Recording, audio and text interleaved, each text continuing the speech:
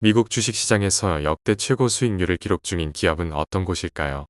작금의 인공지능 시대를 열고 있는 엔비디아일까요? 아니면 매년 사용 친화적인 제품으로 소비자를 사로잡는 애플일까요?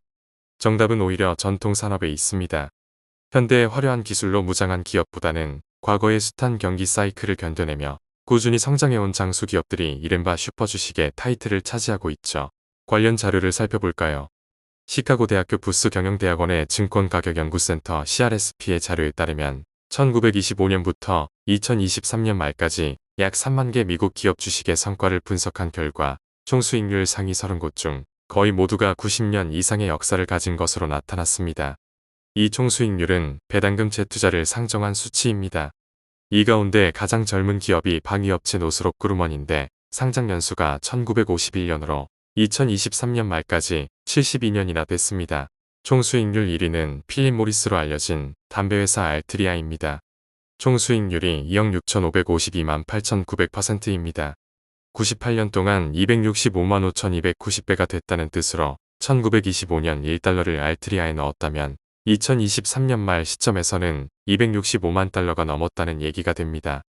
2위는 3,934만 9,084%인 건설용 골재 생산업체 벌칸 머터리얼스, 3위는 3,617만 5,578%인 철도 운영회사 캔자스시티 서던입니다. 4위와 5위는 각각 2,208만 4,880%와 2,122만 526%인 방위업체와 항공기 제조사인 제너럴 다이내믹스와 보잉입니다. 물론 1925년부터 2023년까지 98년이라는 긴 기간을 다루고 있기 때문에 오래된 기업일수록 총수익률이 높게 나오는 것은 당연한 것 아니냐는 반론이 가능합니다. 만약에 1999년에 상장한 엔비디아가 98년 뒤인 2097년까지 존속해 있다면 현재 회사의 성장률이나 주식 수익률로 봤을 때 알트리아나 벌칸 머터리얼스의 수익률을 뛰어넘어 있을 수도 있겠습니다. 엔비디아의 1999년 상장 이후 2023년 말까지 25년 동안의 총 수익률은 13만 1,511%입니다. 그렇다면 시간 누적의 효과가 배제된 연평균이라는 개념으로 수익률을 보면 어떨까요? 반론의 지적대로입니다. 알트리아와 벌칸 머터리얼스의 연평균 수익률은 16%와 14%로 집계됐고 엔비디아는 33%로 파악됐습니다. 알트리아와 벌칸 머터리얼스의 연평균 수익률도 S&P 500의 10%를 크게 웃돌아 우수한 성적이지만 엔비디아에는 크게 밀립니다. 역시 현대기술 산업의 성장 잠재력이 전통 산업보다 더 크게 평가받는 것은 어쩔 수 없는 일인가 봅니다. 하지만 관련 비교에는 맹점이 있습니다. 맹점은 상장 연수가 아직 25년밖에 되지 않은 엔비디아가 실제로 알트리아나 벌칸 머터리얼스처럼 100년 동안 존속할 수 있을지는 불확실하다는 점에 있습니다. 알트리아와 벌칸 머터리얼스의 16%와 14%의 연평균 수익률은 98년이라는 매우 긴 기간 동안 유지된 것입니다. 이는 다양한 경제 사이클, 시장 변화, 기술 혁신 등을 거치면서도 안정적으로 유지된 수익률이죠. 하지만 엔비디아의 33% 연평균 수익률은 상대적으로 짧은 25년 동안의 성과입니다. 이 기간 엔비디아는 기술붐, AI 혁명 등 유리한 시장 환경을 겪었습니다. 하지만 이러한 높은 성장률이 장기간 지속될지는 불확실합니다. 특히 관련 분야가 경쟁이 치열하고 새로운 기업이 우후죽순 탄생하는 곳이라는 점에서 더 그렇습니다. 만약 투자자가 자녀에게 물려줄 주식을 선정한다고 했을 때 소위 기대값이라는 측면에서 어떤 주식이 더 나을지는 답이 나온 듯합니다. 관련 주장을 뒷받침하는 예는 하나 더 있습니다.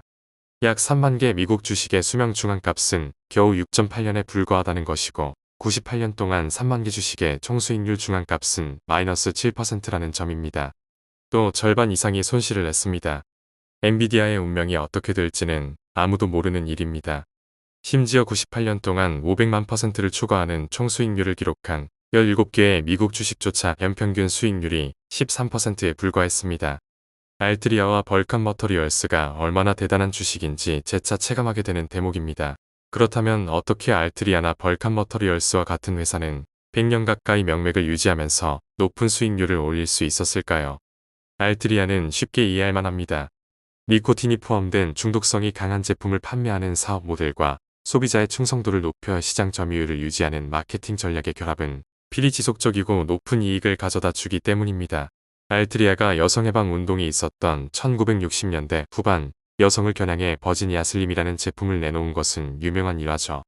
당시 여성 해방 운동의 슬로건을 차용해 당신은 긴 길을 왔어요 아가씨 라는 광고 문구를 사용한 것은 여성의 독립과 자유를 담배 브랜드와 연결시키는 혁신적인 접근으로 평가받았습니다.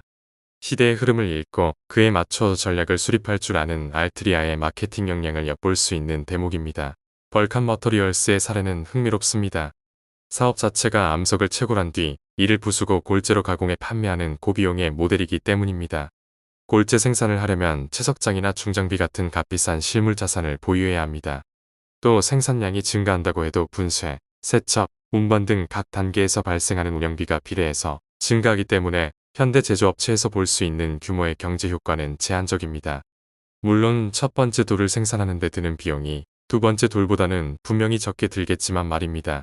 또 돌 자체에는 지식재산권이라는 게 없고 사용자가 늘어날수록 제품이나 서비스의 가치가 증가하는 네트워크 효과도 없습니다. 소프트웨어와 알고리즘, 데이터 등 무형자산, 그리고 지식재산권을 경쟁력의 원천으로 삼고 현대 사회의 주류적인 부의 축적 모델로 간주되는 기술 기업들의 사업 구조와는 아예 반대입니다. 그렇다면 벌칸 머터리얼스는 이런 저효율의 사업 모델로 어떻게 100년 넘게 생존하면서도 4천만 %에 가까운 수익률을 올릴 수 있었을까요? 관련 질문에 대한 대답은 이외로 간단합니다. 높은 진입 장벽과 지역적 경쟁 구도, 딱 두 가지입니다. 양자가 서로 밀접하게 연관되며 벌칸 머터리얼스의 높은 가격 결정권과 높은 이익률을 가져다주고 있죠. 한마디로 아무도 엄두도 못 내는 사업을 지역 단위로 독점하고 있다는 얘기입니다.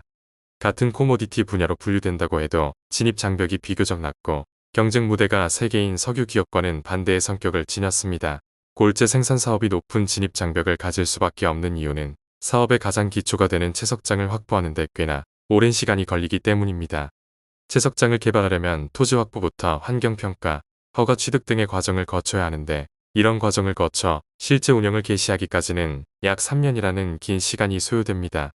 관련 과정 자체만 놓고 보면 유전을 개발해 원유를 퍼내는 석유 기업과 별다를 게 없다고 느낄 수도 있겠습니다.